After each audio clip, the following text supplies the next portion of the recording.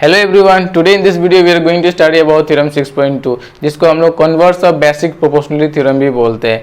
बच्चों, according to this theorem, if a line divides any two sides of a triangle in the same ratio, then this line must be parallel to the third side। क्या है मतलब इस theorem का बच्चों? देखते हैं इधर। तो अगर इस ट्रायंगल के अंदर, एक ट्रायंगल के अंदर सपोज इसका नाम ले लेते हैं हम लोग ए बी सी। अगर एक लाइन ड्रॉ करते हैं, ठीक है, ये हमने लाइन ड्रॉ कर दी जिसका नाम दे दिया हमने L.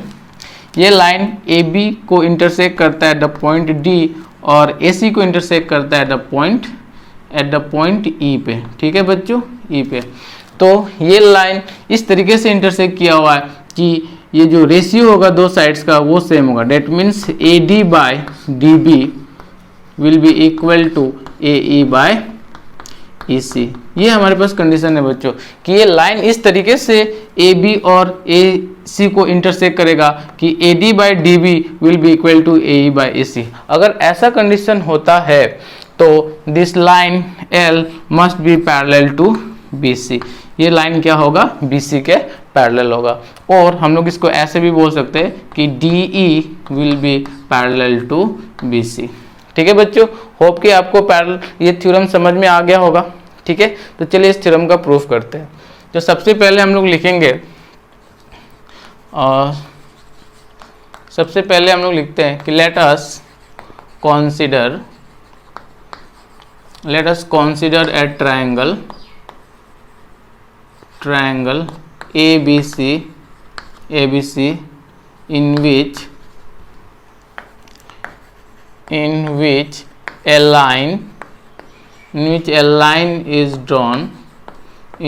line is drawn to intersect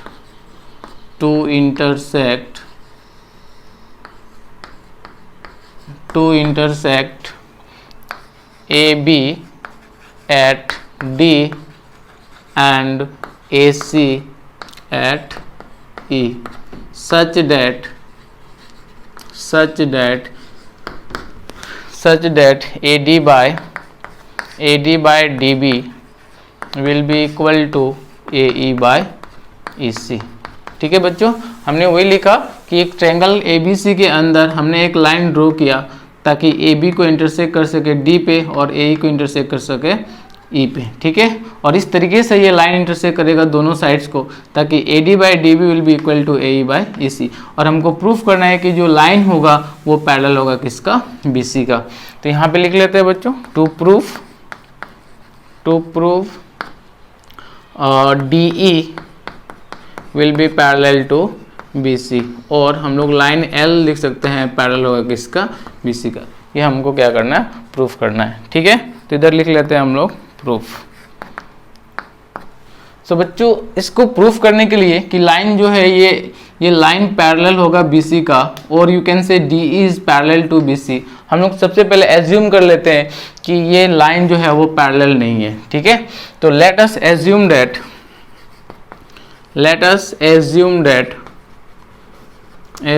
that कि line L is not parallel to BC। ठीक है बच्चों, तो क्या है ये? अगर इसके पैरेलल नहीं है तो हम लोग एक लाइन ड्रॉ करते हैं जो क्या होगा? BC के बिल्कुल पैरेलल होगा। So suppose this is a line जो क्या होगा? BC के पैरेलल है। ठीक है, DF। सो यहाँ पे लिख लेंगे कि then we draw a line suppose DF which is parallel to BC, ठीक है बच्चों। तो अगर हमें पता है, हमने थ्योरम 6.1 में पढ़ा था, किसी भी ट्रायंगल के अंदर कोई भी लाइन अगर किसी भी साइड के पैरेलल अगर ड्रॉ करते हैं तो जो लाइन है वो बाकी दो साइड्स को सेम रेशियो में डिवाइड करता है। ठीक है, तो वो ये लाइन हम लोग का DF जो है वो AB और AC को डिवाइड करेगा टू सेम रेशियो में। AD by DB will be equal to AF by FC according to theorem 6.1। ठीक है, so therefore AD by DB will be equal to AF by FC। ठीक है बच्चों, ये हम लोग थ्योरम 6.1 से लिखा है, ये यहाँ पे लिख लिया इक्वेशन नंबर 1। बट बच्चों हमारे पास है but AD by DB is equal to AD by DB is equal to AE by EC, AE by EC, ये हमारे पास गिवन है बच्चों। ठीक है, ये पहले से थ्योरम से मिला हुआ कि AD बाई, हमने ये लाइन को ऐसे ड्रॉ किया था ताकि हम लोग AD by DB is equal to AE by EC। अब ये दोनों इक्वेशन को अगर हम लोग कंपेयर करें, कंपेयरिंग इक्वेशन 1 एंड 2, तो क्या मिलेगा बच्चों? देखो लेफ्ट इक्वल है तो इधर का राइट भी क्या होगा? इक्वल होगा। तो यहाँ पे लिख लेते हैं comparing equation 1 and 2 we get, क्या मिलेंगे बच्चों हमको?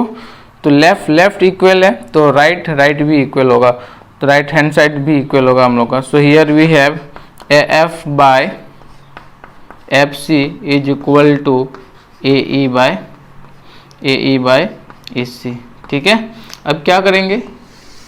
अब हम लोग ना इस दोनों साइड्स में 1 ऐड करेंगे। ठीक है, सो AE bye FC plus 1 will be equal to AE, sorry this is your AF, AE by EC plus 1। ठीक है, दोनों साइड हमने क्या कर लिया? 1 ऐड कर लिया। ठीक है, तो अब क्या करेंगे? इसका नीचे कुछ नहीं मतलब क्या है बच्चों? इसका डिनोमिनेटर में कुछ नहीं मतलब 1 है। 1 और FC का एलसीएम क्या होगा? FC ही होगा। सो FC को इस FC से डिवाइड करते, तो विल गेट 1 इंटू F, हमारा AF होगा, और 1 को FC से डिवाइड करो विल गेट FC इंटू 1, तो FC ही होगा। जो बेसिक्स जो एलसीएम का रूल है बच्चों वही कर रहे हैं हम लोग। ठीक है, 1 और EC का एलसीएम क्या होगा? EC होगा।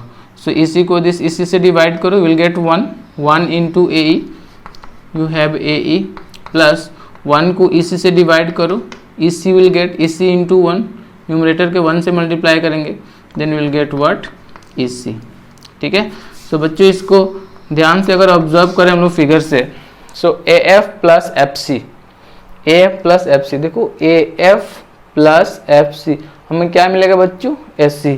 सो here we will write AC by FC will be equal to AE plus EC, AE plus EC हमें क्या मिलेगा बच्चों?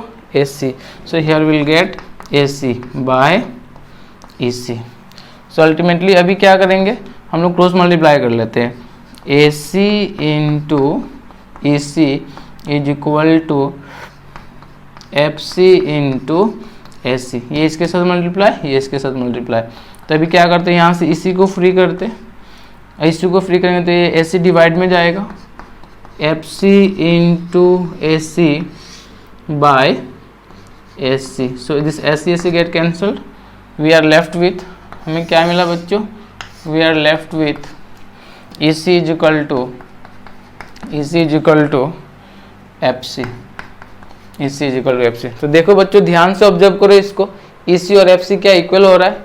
EC यहाँ से लेके यहाँ तक का डिस्टेंस और FC यहाँ से लेके यहाँ तक का डिस्टेंस, क्या आपको लग रहा है इक्वल है? नहीं, ये इक्वल नहीं है। तो यहाँ पे लिख लेंगे this is not possible, this is not possible, ये पॉसिबल नहीं है। ये कब पॉसिबल होगा बच्चों? जब DF एंड DE क्या करेंगे? दोनों कॉन्साइड करेंगे। ये जो लाइन दिख रहा है आपको DF, ये क्या करेगा? ये DE के ऊपर ही आएगा, तभी क्या होगा? ये दोनों चीज़ पॉसिबल होंगे। ये यहाँ का लेंथ क्या होगा? इक्वल होगा। तो हम लोग क्या करते हैं? लिख देते हैं यहाँ पे कि दिस इज ओनली पॉसिबल